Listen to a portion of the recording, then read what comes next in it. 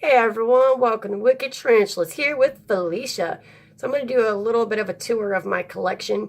It's not very large, and I do plan on extending my collection once winter breaks and spring approaches again. I have all New World species when it comes to my tarantulas. This is my Keilar Metallica. This is the one I call Littlefoot. He is a matured male. He is no longer pacing his tank, which is awesome. He made himself like a little hammock and he lays on it. He actually doesn't hide in a web. He lays on his webs. And for anybody that's been following me, they know my obsession with sticks. And I know what I've done to get these sticks like this and to make sure that they are mite-free, bug-free, pesticide-free, everything-free. Just natural. So he's up there chilling, just doing his thing, sleeping right now. And in this tank is my matured Keilar Female. You can kind of see her, but not really too well. She's just chilling, doing her thing. I never really get to see this one. She typically comes out when it's pitch dark, absolutely dead silent. So I very rarely get to see this one. So yeah, she's doing her thing as always, just chilling, being cool, being docile. All of my species are very docile, minus one. And I will show you that one very shortly. So yeah, there goes my matured female. I mean, as you can see, my collection isn't that large. But I mean, for my house, it's pretty, it's enough so far. Once I get a bigger house, I plan on ordering so much more. And then in this tank is my Asian forest scorpion. This is my male. I believe this one is a male, and this one is a juvenile. Still yet hasn't molted since I've received it. And in this tank is my other Asian forest scorpion, which is chilling right there. This is my matured female. And I'm going to attempt to say the scientific name, which is Heterometris spinfer. I probably chopped that up. I have that problem of pronouncing these huge names. I partially blame it on when I was a child. I had no hearing for a full year due to a car accident. I got hit by a car and I was hospitalized and lost my hearing completely. Had to go all the way back through speech therapy and everything to learn to pronounce things correctly. With a little bit of work and a little bit of, writing it and trying to sound it out, I'll get it eventually. Just don't know when. So please don't. Please be nice in the comments. Please don't kill me. Here is my girl Rosie. This is my Gramazella rosea.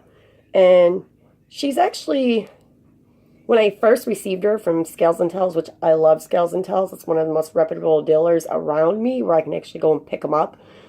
Yeah, she was very, very skittish when I first got her. They kept her in the back away from everything so she could be in a quiet place.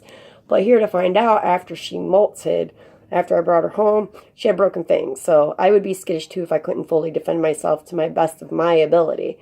So yeah, I can't wait to see this one molt because I want to sex to make sure it's a girl. But I'm pretty positive it's a girl. But you never can be sure on these things. You definitely must sex your molt. So yeah, she's very defensive when it comes to her hide. She will stand her ground. She will flex her fangs. She will kick her hair. She will run towards you. I've heard a lot of people say that these are good beginner species, but every tarantula has its own temperament, I believe. Everyone's different. I know they do like to use common things. I know, yes, this is a good species for this reason, that reason. But I really think it depends on that tarantula itself and its moods and everything. But yeah. She's calm right now. I can reach in and grab her water bowl. But once I go towards her hide, I better run. Like, fast. So I'm going to try to attempt to show you her. Which I highly doubt it because she's such a great webber. Now, I'm not fully sure if this is a male or a female. I'm assuming that it is a female. But I need to sex the molt. The last molt was so small and so chewed up and destroyed. It was impossible to sex that molt. See, I got sticks in all of my Avex tanks, and this one is also an Keilar, and this is the one I handled on my 30th birthday. So yeah, got some great webbing going on, very good webbing, matter of fact. Got all the enclosures closed up, but the one right there, it's open, and it's pretty sweet because she'll come and hang her feet off of that. Yeah, she's pretty sweet. I love her. And here is my tarantula Goliath. This is my 5-inch hardy striped knee tarantula who also has a Brekkie Palma Simani. I have two of these. I have this one in brown color form. I need a cleaner water bowl, but she needs to stay out of it, but she's always in it. I don't feed.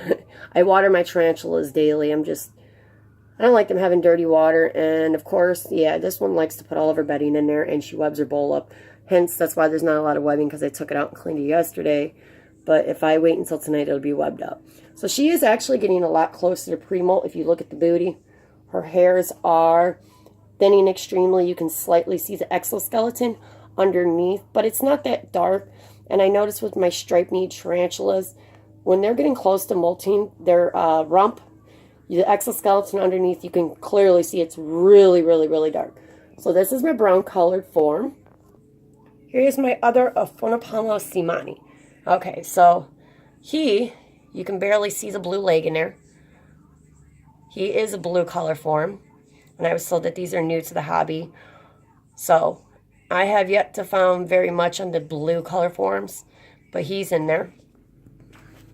Ever since I redid his enclosure, because he wasn't using any of the hides I made, yeah, finally took to this one. I had pulled some of the bedding out so I can kind of get food in there when it's time. And I am currently monitoring the humidity and the heat because the temperature has fluctuated around me so bad because winter's coming and it's frigid cold out there. So yeah, I'm doing a temperature and humidity monitoring day where this is where I'm going to be excessive on my monitoring. This is where I go crazy and drive myself insane. So I do have my heat lamps on, but I do have them misted, and I do have the hydrometers and the thermometers all around. They're inside and outside the exhibits, top, inside, they're everywhere. Because, yeah, I got to make sure that they're within their right conditions because I chose to bring them in my house and put them into an environment where they're typically not from. So it's my job to ensure that they are receiving all the care that they are supposed to. And in here is one of my matured males. I have two mature males. These are curly hair tarantulas, or known as the Brekkie Palma oblaposums. I misconstrue and chop up the name so bad. So bad. Now this one absolutely loves its hide.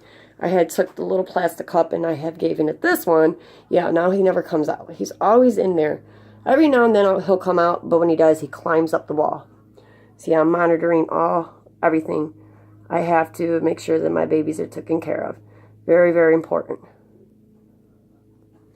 So, everything looks to be doing good in this one so far. And here's my other Brekkie Palma oblaposum. That's my other matured male. He's so beautiful. I love how he lays out. When he lays flat out, he like shakes his body so he can get comfy. So 2 nights ago, I didn't have my camera ready, but he was building a sperm web to the left of the video where his foot is, and he was pounding away on the sperm web. But then he did something I don't know why. Maybe somebody can answer this. After he made his sperm web, he used his fangs, he picked it up and stretched it over the wood on the ground. Why do they do that? Is that normal? But I love this guy. He's so awesome. So beautiful. I love my babies. And here is my beautiful female Chinese praying mantis. And her egg sac is still in my fridge, and I'm still taking care of it the way it should be. I'm making sure there's moisture in there for it. It's got more than enough ventilation. It is not an airtight, blah, blah, blah. It is not an airtight container because there has to be ventilation. I am so excited. So excited to hatch the sack when warmer weather returns. So yeah, she's looking good. Look at that big round belly. I really wish she would drop me one more sack. But I don't know how many she released in nature because they do release between 3 to 7, possibly more or less. So if she already dropped quite a few in nature, I'm probably not going to get another sack. But that's why I'm going to hatch them when it gets warm, and I plan on keeping the sacks. That way I can keep some praying mantises and keep breeding them, releasing them. And it's actually pretty typical for people to breed praying mantises for fun or for a reason. Most of the reason is because they have an uncontrollable amount of insects in their gardens. So they breed these, they release them into their garden, and they eat everything. So yeah, you see I kind of created a false screen because right now I don't have any more pet screens. So if she does drop another sack, I can take the first screen off, which she's on. It's a false screen. And I can just lay it against another cup and I'll have everything ready. Her belly's looking nice and round. So yeah. Now these things only need to mate once in life, in their lifetime, to produce 3 to 7 sacks, more or less. So that's pretty cool and interesting fact. Alright, you guys, thank you very much for giving me a little bit of your time. I hope your day rocks. I hope today's the best day. And, you know, you never guarantee tomorrow, so make memories today while you can. I'll see you guys on the next video. Thank you. Bye.